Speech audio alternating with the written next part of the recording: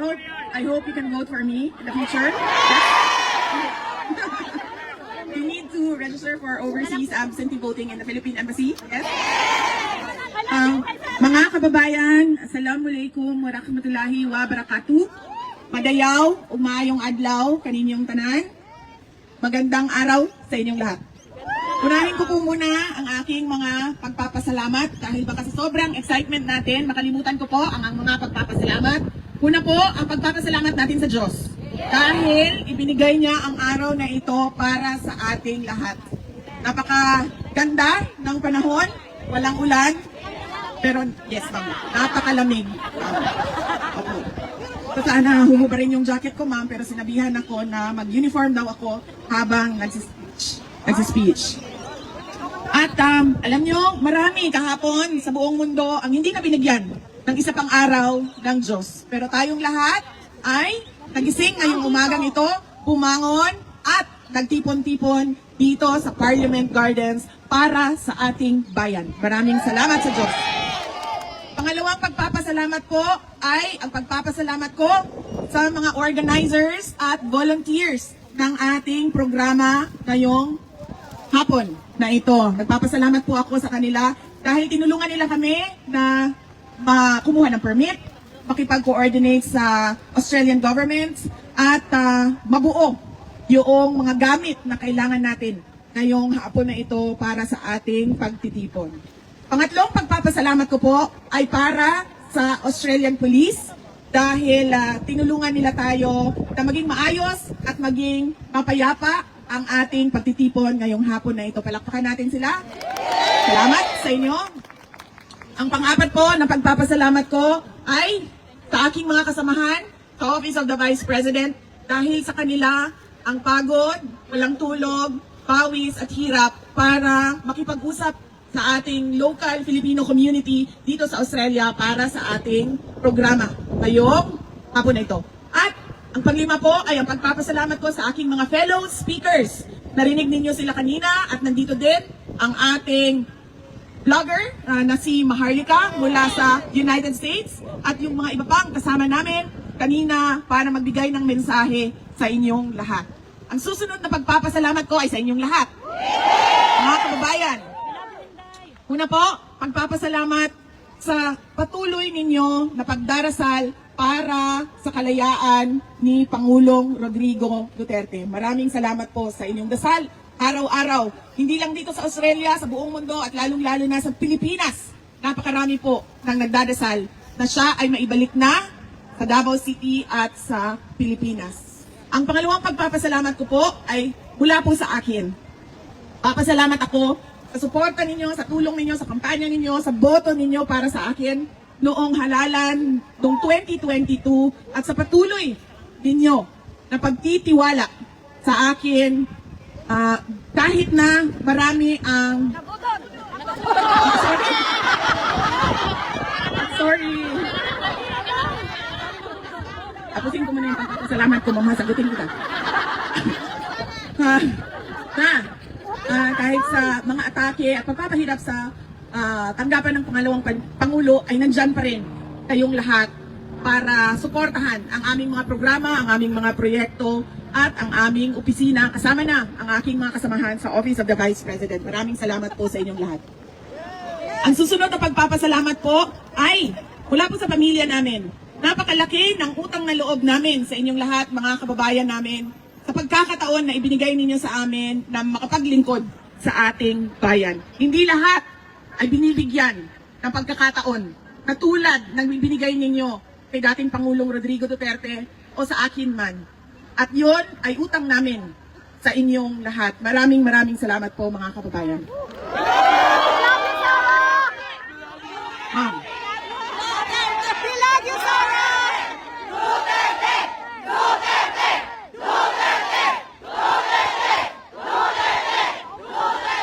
Balikan kita sa budol, ma'am. I-acknowledge lang po natin muna ang mga iba't ibang lugar, mga tiga iba't ibang lugar na pumunta dito sa Melbourne ngayong araw na ito para tumalo sa ating programa. Una ay yung mga tiga Melbourne. Yes! Pangalawa yung mga tiga Sydney. Yes! Pangatlo, yung mga tiga Brisbane, mga tiga Adelaide, mga tiga Darwin, and mga tiga Perth. Okay, tulungan niyo ako kung meron. Canberra, sorry ma'am, Canberra. Hawaii, sa Hawaii? Yes. From UK, meron? Yes. Ay sir, dito muna tayo sa Australia at sa ibang. Yes. Meron pa akong hindi nabanggit sa Australia? Tasmania. Ang mga tagapagpangalaga ng Tasmanian Devil. Brisbane, nasabi ko na po. Queensland. New Zealand. Okay. Brisbane is in Queensland. New Zealand. Okay? Punta tayo sa Pilipinas. Sino ang tiga Region 1? Pangasinan, Ilocos Norte, Ilocos Sur? Saan? Ang mga tiga Cagayan Valley, Mountain Province, Ifugao, Kalinga, Isabela? Mga tiga Central Luzon, Quezon, Pampanga? Sorry po, sorry. Ang mga tiga Southern Luzon. Ano ba Southern Luzon? Ay, sorry, ang mga tiga NCR, National Capital Region. Manila, Pasig, Quezon City. Nasa gitna. Ang mga tiga Southern Luzon, Calabarzon, Cavite, Laguna, Batangas, Rizal, Quezon, Bicol. Well represented tayo, no? Diyan lahat. Diyan lahat ng languages, ang dialect. Western Visayas, Panay Island, Negros Island, Siquijor. Walang representative ng Siquijor. Kailangan natin sila. Alam niyo na kung bakit? Mabuti nang nandoon sila sa Pilipinas. Mas marami yung aswang doon kasi aswang. Nandoon yung mga aswang. Okay. Cebu! Bohol! Leyte! And Samar. Palawan? Romblon, may namit at akong Romblon. At Mindoro. Kita ko. Oo, papunta na tayo sa Mindanao. Unahin natin yung islands. Basilan, Sulu, Tawi-Tawi. Yan. Zamboanga City, Zamboanga del Norte, Zamboanga del Sur, Zamboanga Sibuga. Ang lahat ng Zamboanga. Farm. Cotabato, Maguindanao del Norte, Maguindanao del Sur, Lanao. Misamis, Oriental, Occidental, Cagayan de Oro. Bukidnon. Okay. Agusan del Norte, Agusan del Sur. Surigao del Norte, Surigao del Sur. Davao Region na lang naiwan, no? Davao Oriental. Davao del Norte. Davao City. Kaya pala bias kayo eh. I love Davao. Davao del Sur. Davao Occidental. Tama ba? Pero pa akong hindi nabanggit? Davao del Sur, ma'am. Digos. Ito kadungong.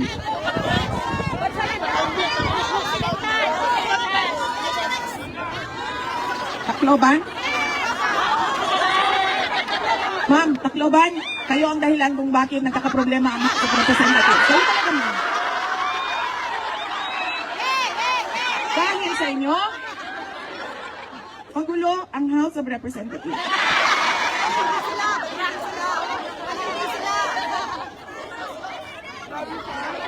Bakit daw ba ako nandito? Yun ang tanong nila lagi. Unang-una, wala po ako dito for the interim release. Pero nandito po ako dahil sa International Criminal Court at sa kaso ni dating Pangulong Rodrigo Duterte. At dahil sa ating bayan. Dahil ang dami-dami nating, kailan kitang mulo, dami-dami nating reklamo, ang dami-dami nating gustong makita sa ating bayan, pero hindi natin nakikita yon.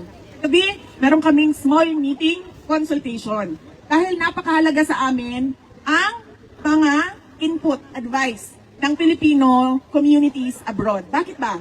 Dahil kayo yung nakatira, nakatrabaho sa iba't ibang bansa. And therefore, you have seen the best of the world and the best practices of governments around the world. And what is our dream? What is our vision?